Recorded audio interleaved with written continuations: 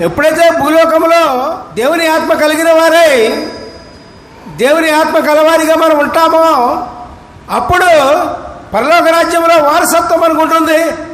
పరలోక రాజ్యంలో స్వతంత్రించుకునే భాగ్యం మనకు దేవుడు అనుగ్రహిస్తాడు. దేవునికి స్తోత్రం, హల్లెలూయా, ప్రైజ్ ది లార్డ్.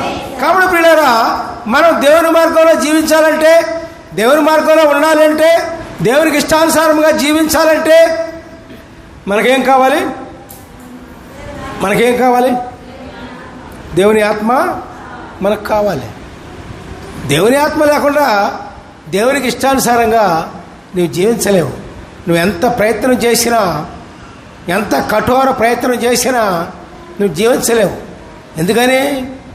దేవుని ఆత్మ మరి బుల్లెమ్మలు చెప్పింది కదా చక్కగా దేని గురించి, ఆత్మ గురించి. మరి దేవుని ఆత్మ ఎప్పుడైతే మనలో ఉంటుందో, మన హృదయంలో ఉంటుందో, దేవునికి ఇష్టంగా ఏం చేయాలో, ఈ లోకంలో ఏ విధంగా ఉండాలో, ఏ విధంగా జీవించాలో, ఏ విధంగా మాట్లాడాలో, ఏ విధంగా తలంచాలో, ఏ విధంగా సంచరించాలో అవన్నీ కూడా మనకి అర్థమవుతుంది. మరి ఎప్పుడైతే మనకు అర్థమైందో నేను ఆ విధంగా మనం జీవించడానికి, నడవటానికి ప్రయత్నం చేస్తాం. ఆ ప్రయత్నం ఎవరి వల్ల వస్తుంది? దేవుని ఆత్మ వల్లే వస్తుంది ప్రియులారా. దేవునికి స్తోత్రం, హల్లెలూయా, ప్రైజ్ ది లార్డ్. మరి ఆ దేవుని ఆత్మ ఎట్లా వస్తుంది? ఇది కూడా పోయినసారి చెప్పుకున్నాం మనం. దేవుని ఆత్మ ఎట్లా వస్తుంది చెప్పండి. మీకు ఏమాత్రం గుర్తుందో చెప్దాం, చూద్దాం.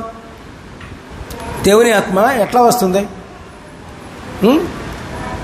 గట్టిగా చెప్పండి, ఏం పర్లేదు. దేవుడు మొట్టమొదటిది, దేవుడు మనతో మాట్లాడడం ద్వారా దేవుని ఆత్మ వస్తుంది. దేవుడు మాట్లాడే దేవుడు, మనుషులతో మాట్లాడే దేవుడు. మాట్లాడాలని కోరిక ఉండాలి మీకు. అయ్యా నువ్వు నాతో మాట్లాడు ప్రభువా, నువ్వు నాతో ఉండు ప్రభువా, మాట్లాడు ప్రభువా అని ఎప్పుడైతే మన కోరిక ఉంటుందో అప్పుడు దేవుడు ఏదో ఒక టైంలో, ఏదో ఒక రోజున, ఏదో ఒక సంవత్సరంలో అదే కోరికతో నువ్వు కొనసాగితే ఖచ్చితంగా నీతో మాట్లాడతాడు ప్రియులారా. అట్లాగా బైబిల్ యెహెజ్కేలుతో మాట్లాడాడు. యెహెజ్కేలుతో ఏమంటాడు తెలుసా అండి? ఇదిగో యెహెజ్కేలు, నువ్వు చక్కగా నిలబడు, నేను నీతో మాట్లాడాలి. అప్పుడు చక్కగా నిలబడిన తర్వాత దేవుడు యెహెజ్కేలుతో మాట్లాడిన తర్వాత చక్కగా ఆత్మతో నింపబడి ఎన్నో శ్రమలు పొందినా మరి దేవుని విడిచిపెట్టలా.